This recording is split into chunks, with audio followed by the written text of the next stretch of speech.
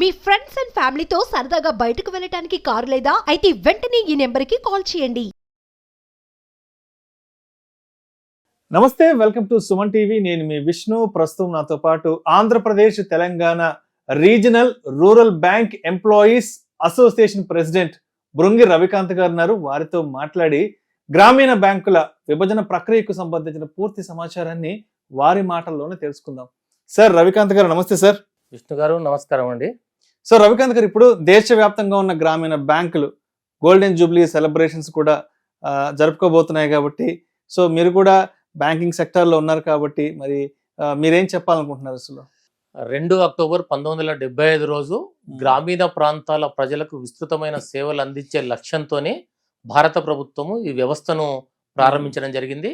అప్పటి నుంచి ఈ రోజు వరకు చాలా విస్తృతమైన సేవలు అందిస్తూ బ్యాంకులు ఈరోజు 50వ సంవత్సరంలోకి అడుగు పెట్టడం జరిగింది. ప్రారంభించి ఆ నేపథ్యం లోపల all India regional rural bank employees association దేశవ్యాప్తంగా ఈ స్వర్ణోత్సవాలను ఈ సంవత్సరం మొత్తము జరుపుతూ ఉంది. ఈ అక్టోబర్ 2024 నుంచి 2 అక్టోబర్ 2025 వరకు. దీంట్లో సిబ్బంది అందరూ కూడా ఈ స్వర్ణోత్సవాల్లో సంపూర్ణంగా పాల్గొని విజయవంతం చేయాలని కూడా కోరుతా ఉన్నాం. సో రవికాంత్ గారు, ఇప్పుడు జరగబోతున్న ఈ గ్రామీణ బ్యాంకుల విభజన విలీన ప్రక్రియలో అసలు మొత్తం ఎన్ని బ్రాంచెస్ మరి ఇప్పుడు దీంట్లో ఉండబోతున్నాయి అంటారు?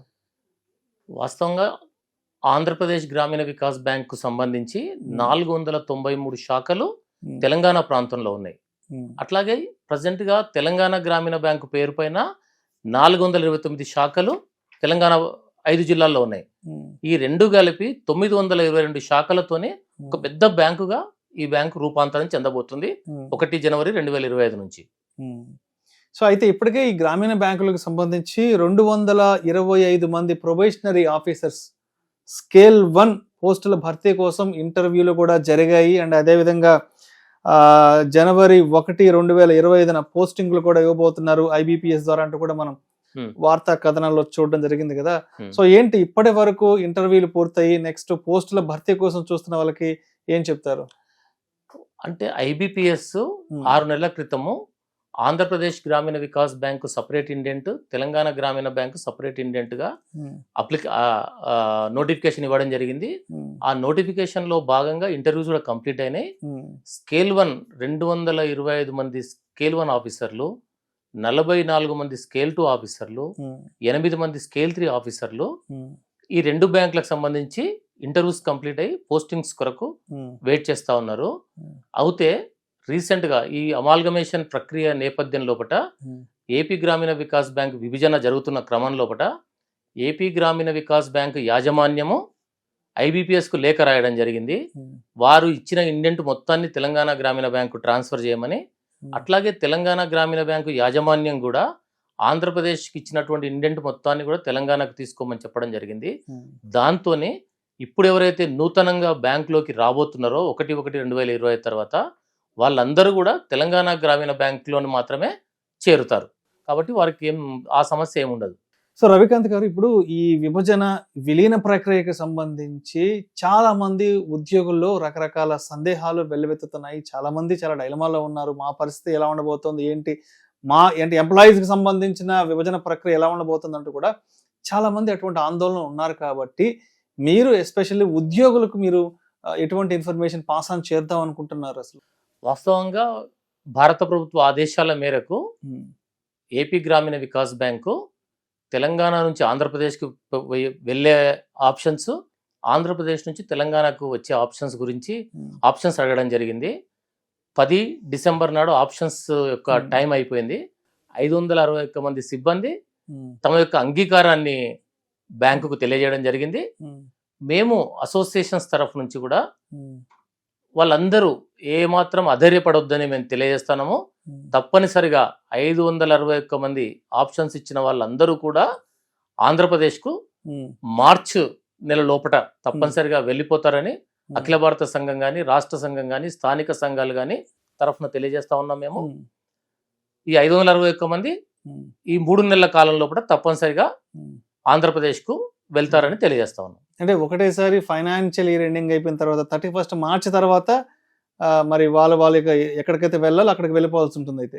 ఎస్, అయితే మేము ఇంకొకటి కూడా ఏమనుకుంటున్నాం అంటే 31 మార్చి 2025 రోజు ఆంధ్రప్రదేశ్లో ఉన్నటువంటి 4 బ్యాంకుల విలీనం తర్వాత చాలా వేకెన్సీస్ ఏర్పడతాయి కాబట్టి తప్పనిసరిగా అన్ని కేడర్లకు సంబంధించిన వాళ్ళు అందరూ కూడా తప్పనిసరిగా ఆప్షన్ ఎవరైతే అడిగినరో అందరూ కూడా ఆంధ్రప్రదేశ్ రాష్ట్రానికి తప్పనిసరిగా వెళ్ళిపోతారు. అట్లాగే మన అఖిల భారత సంఘం కూడా మిగతా మన ఉమ్మడి ఆంధ్రప్రదేశ్ రాష్ట్రంలో పనిచేస్తున్నటువంటి మిగతా 4 బ్యాంకులలో పనిచేస్తున్న వాళ్ళకు కూడా వన్ టైం ఆప్షన్ ఇవ్వాలని భారత ప్రభుత్వాన్ని కోరడం జరిగింది. భారత ప్రభుత్వం కూడా దానికి సానుకూలంగా ఉన్నటువంటి సంకేతాలు వాళ్ళు ఇస్తా ఉన్నారు. పూర్తి సమాచారం ఇంకా రావాల్సిన ఉంది.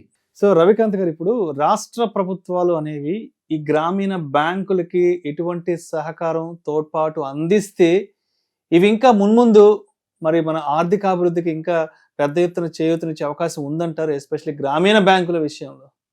చాలా మంచి ప్రశ్న విష్ణు గారు. మేము కూడా రాష్ట్ర ప్రభుత్వాలను మీ వేదిక ద్వారా, మీ ఛానల్ ద్వారా కోరుతా ఉన్నాము.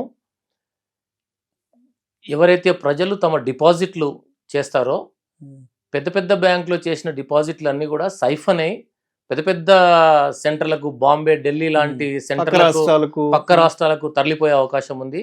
కానీ గ్రామీణ బ్యాంకులలో సామాన్య ప్రజలు కానివ్వండి, గవర్నమెంట్ కానీ పెట్టే ప్రతి రూపాయి పెట్టుబడి, డిపాజిట్ల రూపకంగా పెట్టే ప్రతి రూపాయి అదే ప్రాంతంలో ఉన్నటువంటి చిన్నకారు, సన్నకారు రైతాంగానికి, మహిళా సంఘాలకు, చేతి వృత్తుల వారికి, చిన్న చిన్న పనులు చేసుకునే వాళ్లకు వారి యొక్క జీవన ప్రమాణాలు పెంచేందుకు ఈ బ్యాంకులు దోహదపడతాయి. కాబట్టి 2 రాష్ట్ర ప్రభుత్వాలను ఈ సందర్భంగా మేము కోరుతా ఉన్నాము. వారి యొక్క ఉద్యోగుల జీతాల వితరణ కానివ్వండి, వారికి సంబంధించిన డిపాజిట్లు కానివ్వండి, ఏ ఉన్నా కూడా ఈ గ్రామీణ బ్యాంకులలో పెట్టినట్లయితే తప్పనిసరిగా గ్రామీణ ప్రాంతాల అభివృద్ధికి ఈ బ్యాంకులు ఇప్పటికే చాలా విస్తృతమైనటువంటి సేవలు అందిస్తున్నాయి.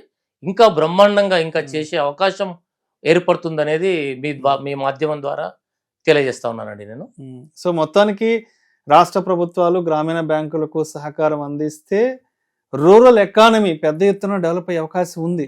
తప్పనిసరిగా అండి. గ్రామీణ ప్రాంతాల లోపల ఎకనామిక్ యాక్టివిటీ పెరుగుతుంది. గ్రామీణ బ్యాంకుల ద్వారా, గ్రామీణ బ్యాంకులు ఇచ్చే రుణ వితరణ ద్వారా ఎకనామిక్ యాక్టివిటీ పెరిగి గ్రామీణ ప్రాంతాల్లో పేద బడుగు వర్గాల యొక్క అభ్యున్నతి మాత్రం తప్పనిసరిగా దీని ద్వారా జరుగుతుంది. రాష్ట్ర ప్రభుత్వాలు, ఎందుకంటే గ్రామీణ బ్యాంకు వ్యవస్థ పైన చాలా మంది పార్లమెంట్ సభ్యులకు మేము ఢిల్లీలో మా డిమాండ్ల సందర్భంగా కలిసినప్పుడు ఈ వ్యవస్థ పైన పూర్తి అవగాహన లేదు వాళ్ళకు. తప్పనిసరిగా రాష్ట్ర ప్రభుత్వ ఉన్నతాధికారులను, రాష్ట్ర ప్రభుత్వాన్ని నడుపుతున్నటువంటి ప్రజాప్రతినిధులను మీ ద్వారా కోరుతున్నాం. మేము తప్పనిసరిగా ఈ గ్రామీణ బ్యాంకులకు చేయూతనివ్వాలి, ఈ గ్రామీణ బ్యాంకులను ఇంకా బలోపేతం చేయాలి. తద్వారా గ్రామీణ ప్రాంత ప్రజానికానికి కూడా ఇంకా మా సేవలను విస్తృతం చేయాలని మేము కోరుతా ఉన్నాము. దీంట్లో 2 రాష్ట్ర ప్రభుత్వాలకు సంబంధించి 15% షేర్ క్యాపిటల్ కూడా ఉంది మా గ్రామీణ బ్యాంకులలో. తద్వారా వచ్చే లాభాల్లో కూడా రాష్ట్ర ప్రభుత్వాలకు లాభం అవుతుందని కూడా తెలియజేస్తా ఉన్నాం. సో కన్క్లూజన్ గా ఈ విభజన విలీన ప్రక్రియకి సంబంధించి మరి ఉద్యోగుల ఏర్పడ్డ కన్ఫ్యూజన్ కి సంబంధించి కానీ, అదేవిధంగా ఉద్యోగ సంఘాలకి మీరు ఎటువంటి ఇన్ఫర్మేషన్ ఇద్దాం అనుకుంటున్నారు? అసలు దీంట్లో ఉద్యోగులు ఎవరు ఆందోళన పడాల్సిన అవసరం లేదు. తప్పనిసరిగా 2-3 నెలల లోపల ఈ ఆందోళన ఇదన్నీ కూడా క్లియర్ అవుతుందని మీ అందరికీ తెలియజేస్తా ఉన్నాము. ఎందుకంటే చాలా కాలం నుంచి, దాదాపుగా ఒక 30 సంవత్సరాల నుంచి గ్రామీణ బ్యాంకులలో పనిచేస్తున్నటువంటి సంఘాలు ఈ వన్ స్టేట్ వన్ ఆర్ఆర్బి అనేది కోరుతా ఉన్నాయి. జాతీయ గ్రామీణ బ్యాంకు ఏర్పాటు క్రమం లోపల ఒక స్టెప్ ముందుగా ఈ వన్ స్టేట్ వన్ ఆర్ఆర్బి ఉంది. దీన్ని మేము స్వాగతిస్తున్నాం, ఈ కేంద్ర ప్రభుత్వం యొక్క నిర్ణయాన్ని. దీని ద్వారా గ్రామీణ బ్యాంకులు చాలా ఇంకా పెద్ద ఎత్తున బలోపేతమయ్యే అవకాశం ఉంటుంది. గ్రామీణ ప్రాంతాల్లో రుణ వితరణ పెరుగుతుంది. అట్లాగే సిబ్బంది సౌకర్యాలు మెరుగుపడే అవకాశం కూడా, బ్యాంకులు బలోపేతమైనప్పుడు సిబ్బంది సౌకర్యాలు కూడా మెరుగుపడే అవకాశం చాలా ఉంటుంది. కాబట్టి సిబ్బంది ఏమాత్రం ఎవరైతే తెలంగాణ ప్రాంతం నుంచి ఆంధ్రప్రదేశ్కి వెళ్ళాలని కోరుకుంటున్నటువంటి సిబ్బంది మాత్రం ఎవ్వరూ ఆందోళన పడాల్సిన అవసరం లేదు. అట్లాగే మా ప్రయత్నం మిగతా 4 బ్యాంకులకు కూడా ఇంకొక వన్ టైం ఆప్షన్ ఇవ్వాలని కోరుతున్నాం. కాబట్టి ఆ బ్యాంకులలో పనిచేస్తున్న వాళ్ళు కూడా హోప్ఫుల్ గా ఉండాలని చెప్పి మీ మాధ్యమం ద్వారా తెలియజేస్తున్నాను. Thank you sir. Thank you so much Brungi Ravikanth గారు. థ్యాంక్ యూ అండి విష్ణు గారు. Thank you. గ్రామీణ బ్యాంకుల విభజన విలీన ప్రక్రియకు సంబంధించిన పూర్తి సమాచారాన్ని మా సుమన్ టీవీ ప్రేక్షకులకు మీరు అందించారు. Thank you so much. Thank you అండి.